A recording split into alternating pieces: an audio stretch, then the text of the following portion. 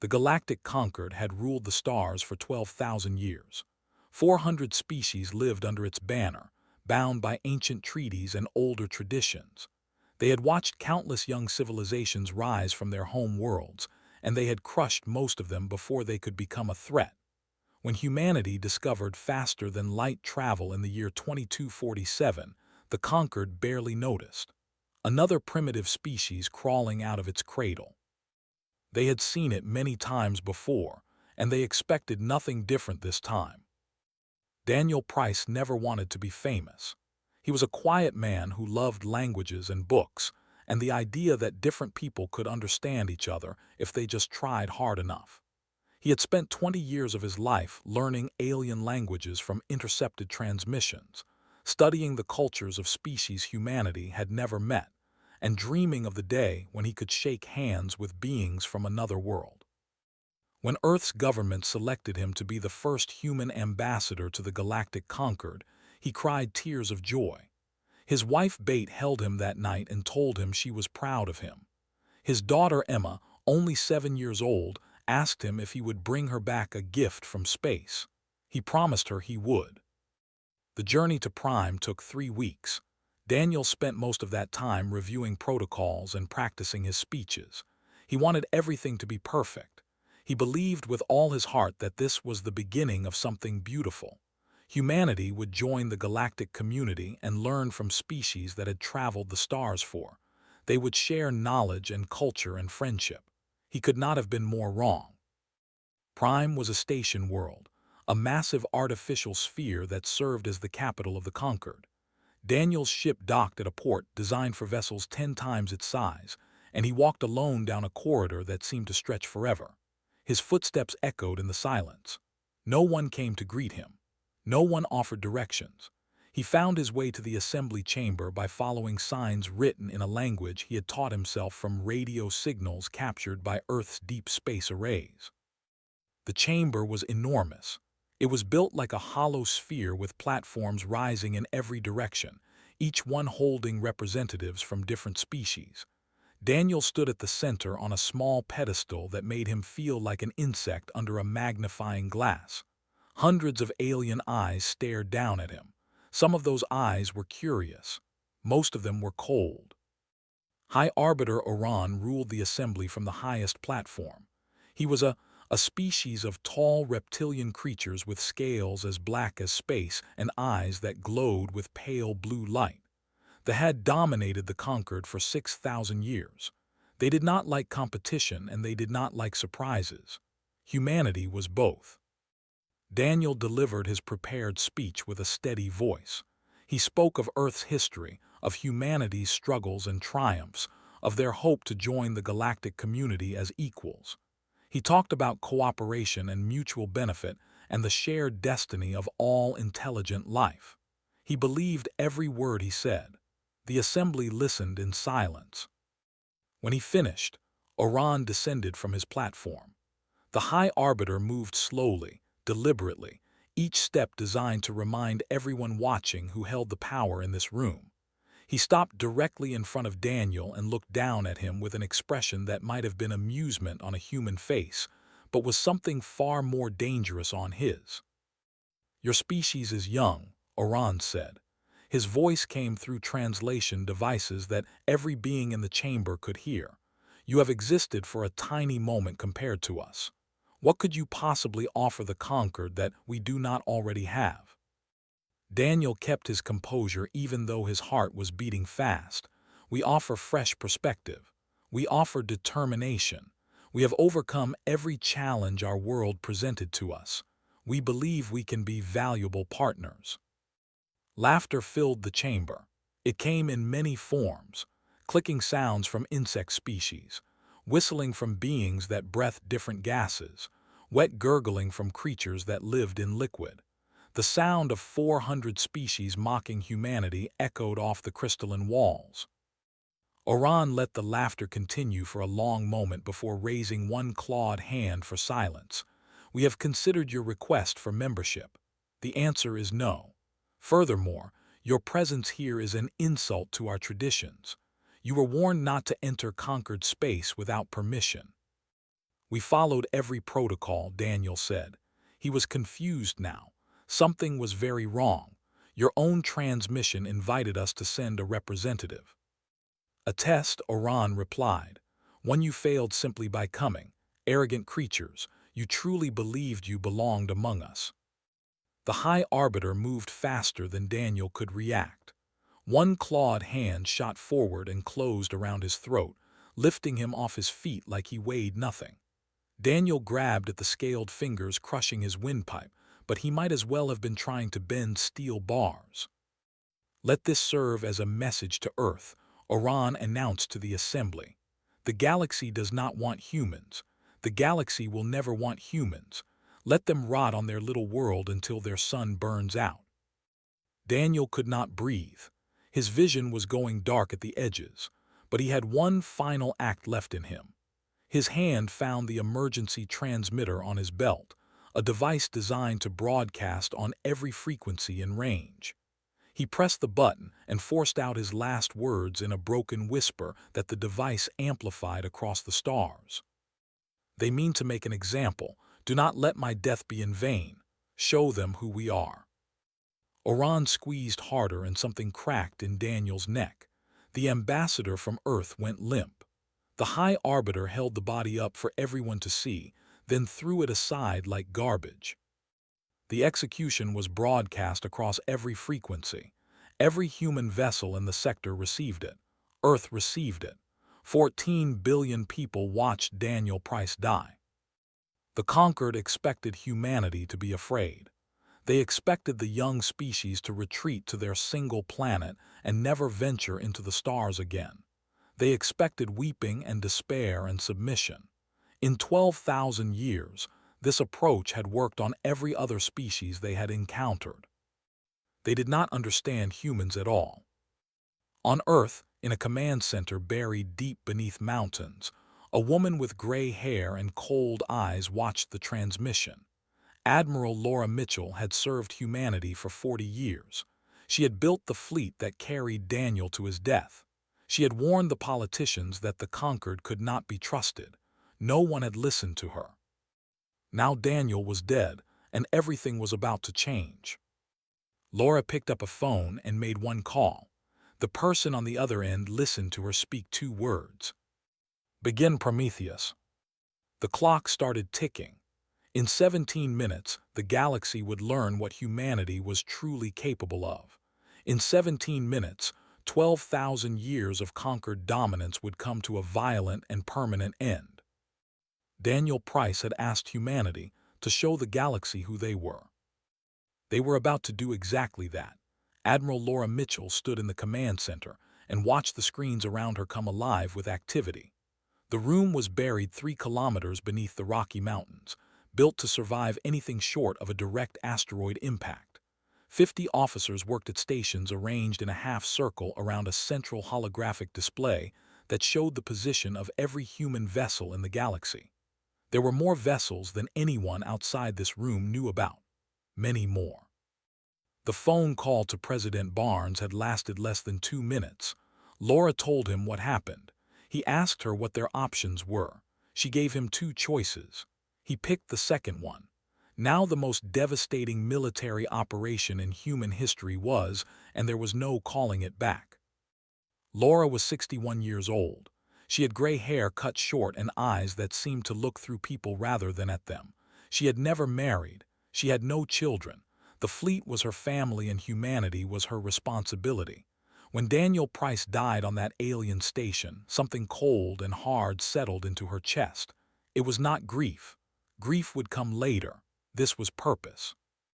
The Prometheus Protocol existed because Laura had insisted on it. 20 years ago, when humanity first realized they were not alone in the universe, she had gathered the best military minds on Earth and asked them a simple question. What do we do if they try to destroy us? The answer they developed was extreme. It was horrifying. It was also absolutely necessary. For 2 decades, humanity had been hiding its true capabilities. Every public test of their ships was deliberately slowed down. Every weapons demonstration used outdated technology. Every piece of intelligence the conquered gathered about human military strength was carefully planted misinformation. The aliens believed human vessels were slow and crude and barely functional. They believed human weapons were primitive. They believed humanity was no threat at all. They believed exactly what Laura wanted them to believe. The truth was something else entirely. Human ships did not just achieve faster than light travel. They had perfected it. While conquered vessels needed hours to calculate jump coordinates, human navigation systems did the same work in seconds. While conquered weapons used plasma and particle beams, humanity had developed compressed singularity warheads. Each warhead could create a temporary black hole that swallowed everything within 1,000 kilometers. Nothing could survive it. Nothing could stop it. 342 human warships activated simultaneously across the galaxy. They had been hidden in asteroid fields and gas giant shadows and empty stretches of void for years, waiting for this moment. Their crews had trained for this scenario hundreds of times. They knew exactly what to do. Captain Amy Watson commanded the Relentless, the lead vessel of the strike force assigned to Prime.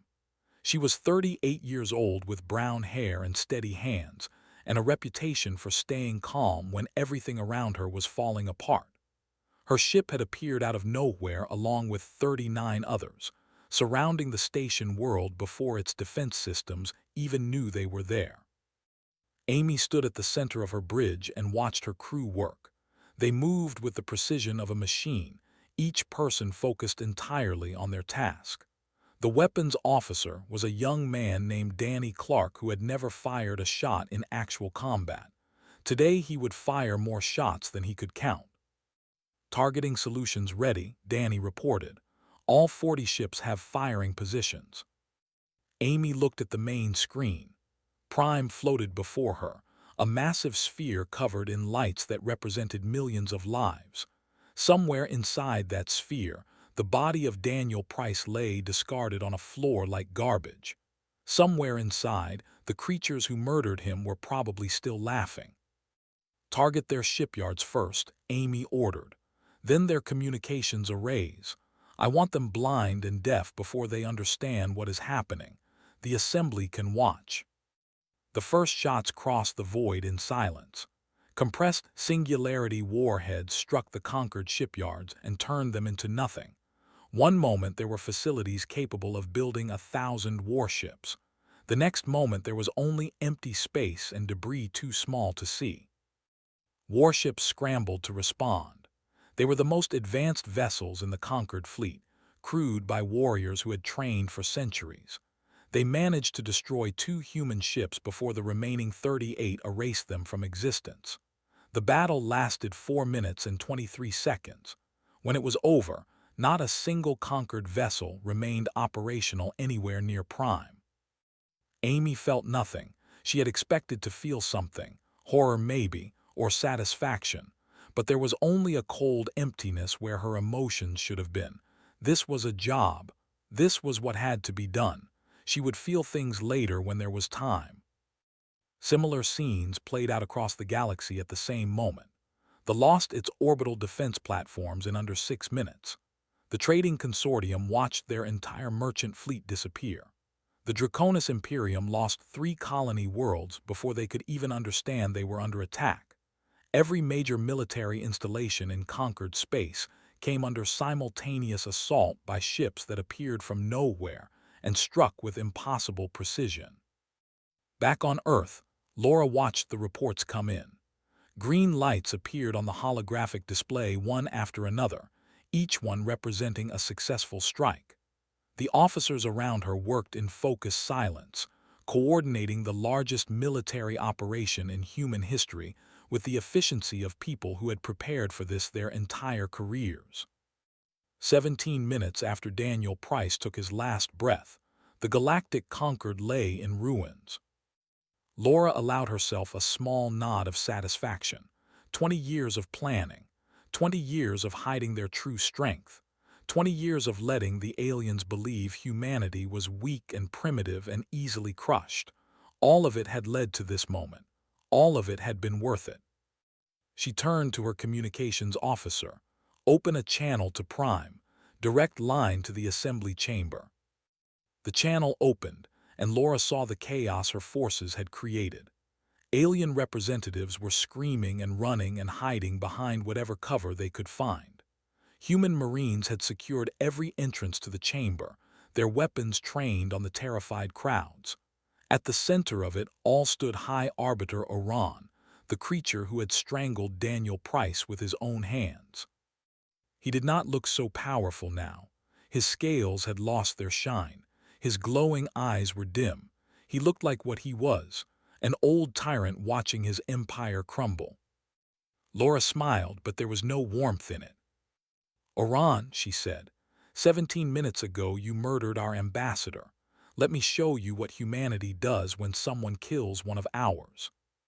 She began to list what her forces had destroyed: the shipyards, the communication networks, the defense platforms, the fleets, colony after colony after colony. She spoke calmly, almost pleasantly, as if she were reading a grocery list instead of the death certificate of a 12,000-year-old civilization. When she finished, the chamber was silent. 400 species stared at her image in absolute terror.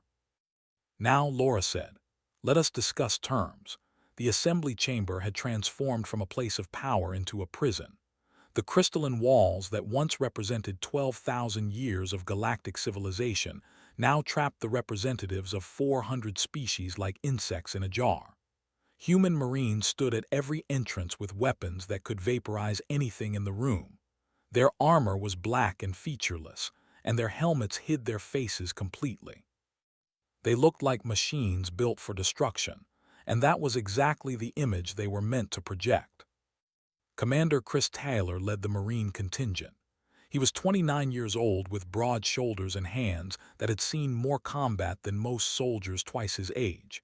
He had fought in the surface wars on the outer colonies and earned his rank through blood and sacrifice. Now he stood in the heart of enemy territory and felt completely at ease. Fear was something that happened to other people. High Arbiter Oran had not moved since the attack began. He stood at the center of the chamber near the spot where Daniel Price had died, his body rigid and his clawed hands hanging at his sides. The other representatives gave him a wide distance. No one wanted to be standing next to him when the humans decided what to do with him. Chris approached the High Arbiter with measured steps. His movements were slow and deliberate, designed to show that he was in no hurry. Time belonged to humanity now. "You have a call," Chris said through his helmet speakers. "I suggest you take it." A holographic display flickered to life above them. Admiral Laura Mitchell's face appeared, projected large enough for everyone in the chamber to see clearly. She looked calm and composed, as if she were conducting a routine briefing instead of dictating terms to the rulers of the known galaxy. "Oran," Laura said, 17 minutes ago you murdered Daniel Price. In those 17 minutes we have destroyed 63% of your combined military capability. We have eliminated your deep space communications network. We have positioned warheads above every major population center in conquered space. Your empire of 12,000 years now exists only because we allow it to exist." Oran's voice came out as a harsh whisper. "This is impossible. Your species is primitive. Your technology is inferior to ours in every way. Our intelligence services confirmed this." "Your intelligence services saw exactly what we wanted them to see," Laura replied. "Every test flight you observed was deliberately slowed.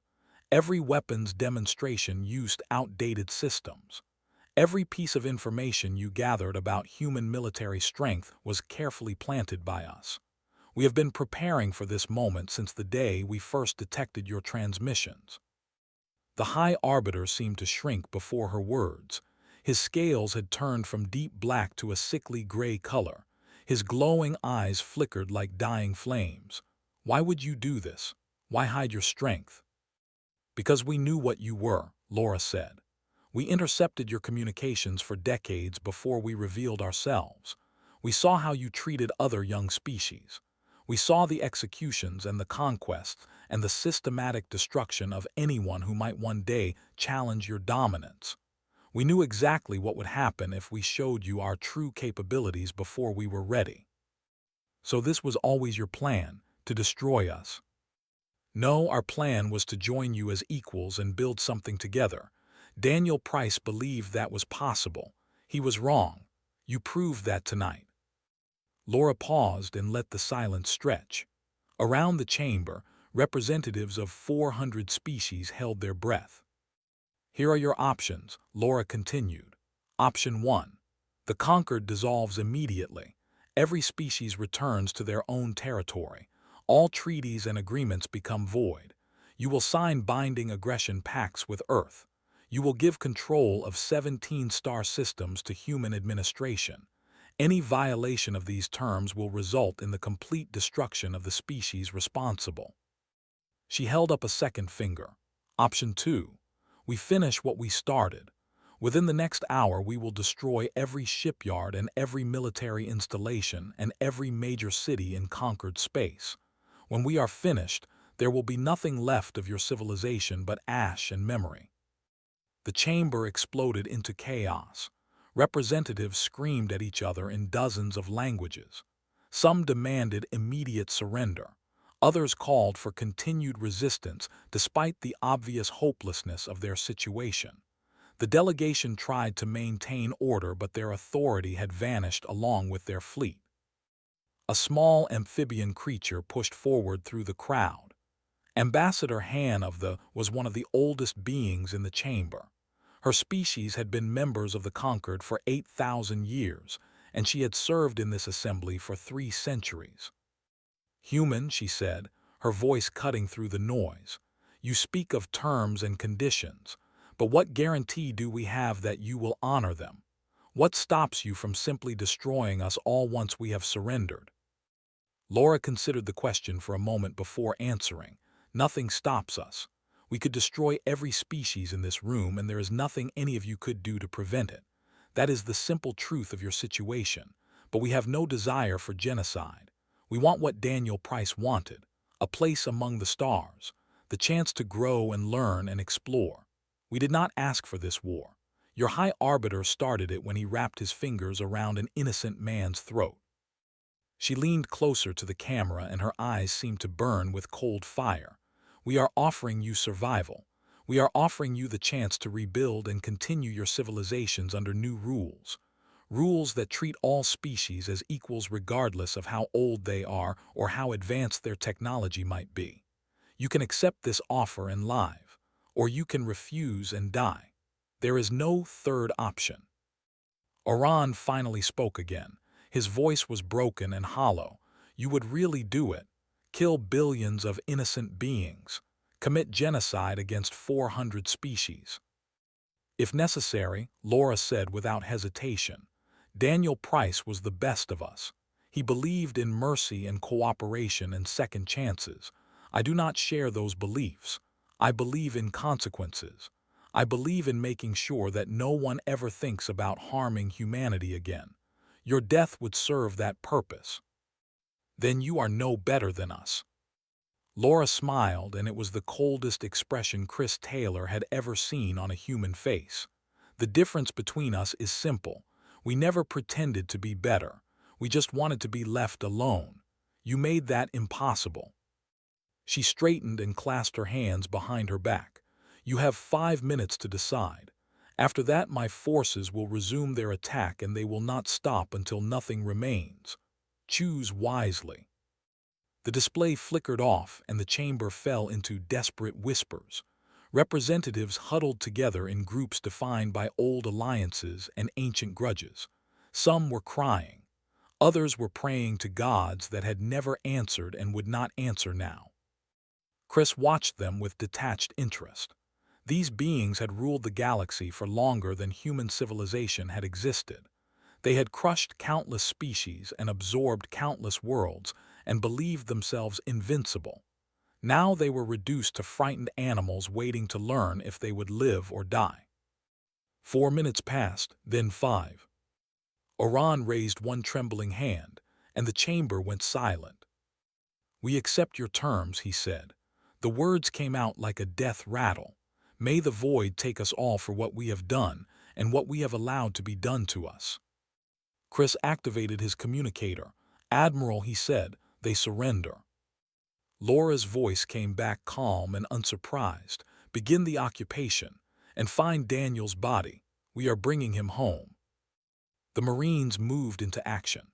The new order had begun. The dissolution of the Galactic Concord took 3 months. Human administrators arrived on every major world, backed by warships that hung in orbit like silent warnings. Species that had ruled over others for now answered to officials from a planet that most of them could not find on a star map. The galaxy had changed forever, and everyone knew it. Admiral Laura Mitchell oversaw the transition from her command center on Earth. She worked 18-hour days, reviewing reports and approving deployments and making decisions that affected billions of lives.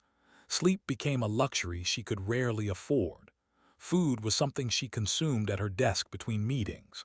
Her staff worried about her health, but no one dared suggest she slow down. There would be time for rest when the work was finished. The terms of surrender were harsh but fair. Every species kept control of their home systems and their colonies. They could maintain defensive forces but nothing capable of offensive operations. All warship construction required human approval. All long-range communications passed through human-monitored channels. Trade continued, but under new regulations that prevented any single species from accumulating too much power. The message was clear. You can live your lives, but we will be watching. Captain Amy Watson received a promotion to Admiral and took command of the newly established Stellar Defense Command. Her task was to rebuild humanity's fleet and prepare for conflicts that might never come. She threw herself into the work with the same focused intensity she had shown during the attack on Prime. Her officers learned quickly that she expected nothing less than perfection from everyone under her command. Amy rarely spoke about the attack itself. When reporters asked her how she felt about destroying the conquered fleet, she gave short answers that revealed nothing. "It was necessary. We did what we had to do. I hope we never have to do it again." Only her closest friends knew that she sometimes woke in the middle of the night with images of burning ships behind her eyes. The nightmares never stopped completely, but she learned to function despite them. Commander Chris Taylor surprised everyone by requesting a transfer to diplomatic service. The Marine who had secured the assembly chamber and watched 400 species surrender became an ambassador. He found that the skills which made him effective in combat also served him well in negotiation.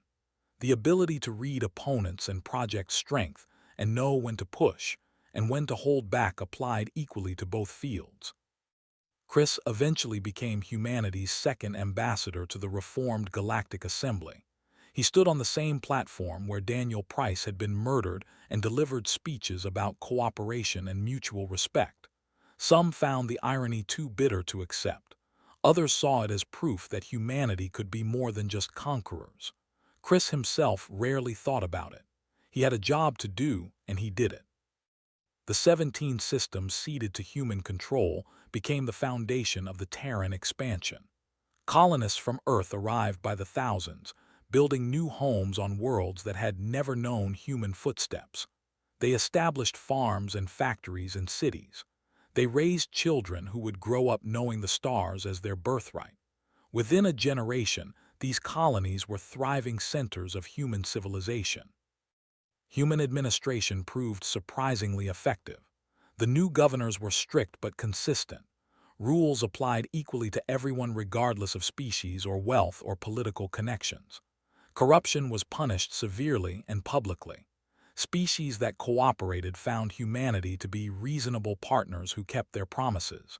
Those who tried to cheat or manipulate learned quickly that human patience had sharp limits. They adapted to their reduced circumstances with what grace they could manage. Oran did not survive long after the surrender. Official records listed his death as natural causes, but rumors spoke of poison or a blade in the dark. His successor, a younger male named Han, made peace with human dominance and focused on preserving what remained of his people's culture. Within 50 years, they had become some of humanity's most reliable allies. Their ancient pride transformed into a desperate need to prove their worth to their new masters. Not everyone accepted the new order willingly. Resistance movements formed on dozens of worlds. They whispered in hidden places about revenge and liberation, and the day when alien species would throw off human control. Human intelligence services monitored these groups carefully. Most were allowed to continue their plotting because they served as useful indicators of discontent. Those that moved from talk to action were eliminated with quiet efficiency. Laura Mitchell retired from active service 5 years after the attack. Her health had never fully recovered from the intense pressure of the transition period. She spent her final years at a small house on the coast of what used to be called Maine, writing her memoirs and watching the ocean. Visitors were rare, and she preferred it that way. Her book became required reading at every military academy in human space. It documented the planning and execution of the Prometheus Protocol in precise detail. Critics called it cold and clinical. Supporters called it honest. Laura did not care what anyone called it. She wrote it because she believed future generations needed to understand what had been done and why. She died at 84, peaceful in her bed, with no regrets about any of the decisions she had made. Her funeral was attended by representatives from every human colony and a surprising number of alien dignitaries who came to pay their respects to the woman who had remade the galaxy. Amy Watson delivered the eulogy. Her voice remained steady as she spoke about duty and sacrifice and the terrible costs of leadership. She did not cry until she was alone in her quarters that night with a bottle of whiskey and a photograph of the command staff from the Relentless taken the day before the attack. Most of the faces in that photograph were gone now. Time took everyone eventually. The cultural changes spread slowly but steadily. Alien children grew up learning about Daniel Price and the 17 minutes that followed his death. They learned that humans were not to be threatened or dismissed or treated as inferior. They learned that the species from the outer spiral arm protected its own with a ferocity that bordered on madness. Some resented this new reality. Most simply accepted it as the way things were. Human children learned a different lesson. They learned that the galaxy was dangerous and that survival required strength and vigilance and the willingness to do terrible things when necessary. They learned that Daniel Price was a hero who died believing in peace, and that Laura Mitchell was a hero who ensured his death was not meaningless. They learned that both kinds of heroism had value. The galaxy continued to turn. Ships flew between the stars. Trade flourished under human supervision. New discoveries were made and new worlds were explored. Life went on in all its complexity and wonder. But underneath everything, like bedrock beneath soil, lay the memory of what happened when the conquered executed a human ambassador. That memory kept the peace for 100 years. 100 years after the execution, a monument stood on Prime in the exact location where Daniel Price had died. It was a towering spire of black granite imported from Earth itself, rising 30 meters into the artificial sky of the station world. At its base, carved in letters 3 meters tall and translated into every known language, were his final words: "Do not let my death be in vain. Show them who we are." Grace Price stood before the monument and tried not to think about how many beings were watching her. She was 31 years old with her great-grandfather's eyes and her mother's stubborn chin. She had never met Daniel. He existed for her only in recordings and photographs, and the stories her grandmother Bate had told before she passed away. But she carried his name and his legacy, and today she would speak for humanity on the most important anniversary the galaxy had ever known. The ceremony ground stretched in every direction. Representatives from 400 species filled the viewing platforms, their forms ranging from towering reptiles to floating spheres of light to creatures that easy description. Human officials stood among them, distinguished by their simple formal uniforms and the quiet confidence that came from knowing exactly where they stood in the galactic order. Security was everywhere but carefully hidden. Nothing would disrupt this day. Grace had prepared her speech for months. She had written and rewritten every word, tested each phrase for impact, practiced her delivery until her voice was steady and sure.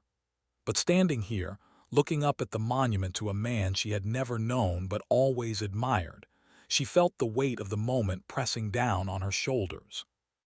A soft chime signaled that the broadcast was about to begin. Every human colony would see this. Every alien world would see this.